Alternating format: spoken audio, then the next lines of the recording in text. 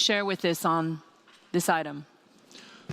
Well, 6 years ago, we discovered that Pakistan is one of the most vulnerable countries because of climate change and global warming.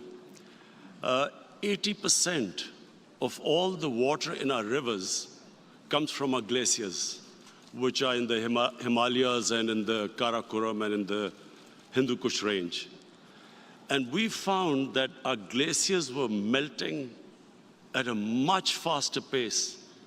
We discovered almost 5,000 glacial lakes because of global warming. So 6 years ago, we decided to plant 1 billion trees. And I'm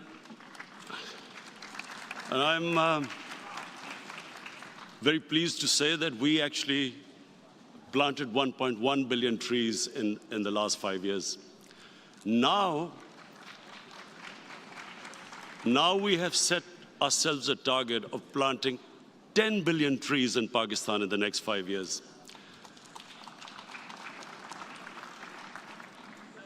And what we need from the world community is partnership, because clearly climate change is something which individual countries can't do anything unless and until the world gets together. Pakistan only contributes less than 1% to the greenhouse gas emissions. Yet we are number 7 country that is most vulnerable to global warming and climate change. So therefore, we are hoping that the world community contributes, joins in. My 2 fears, what I fear for the future: one, that obviously if the temperatures keep rising at the rate they are, we face catastrophe, because millions and millions of people depend on the water from our rivers.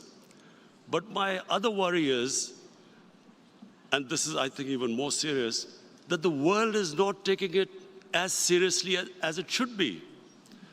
I fear that somehow some countries think that because climate change doesn't immediately affect them, they are not taking this as big as an issue it is going to be.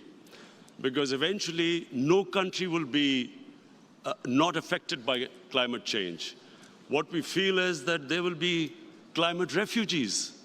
Already in Pakistan, because of prolonged drought in Afghanistan, there have been refugees coming into Pakistan, climate refugees. But if if the world does not take this seriously, I think the richer countries will be affected. So my appeal today would be that powerful countries must chip in and take this seriously. Because unless the world community decides to take this challenge on, no individual countries are going to be effective. And human beings have this capacity that once they decide to fight a crisis, a challenge, they can surmount any challenges.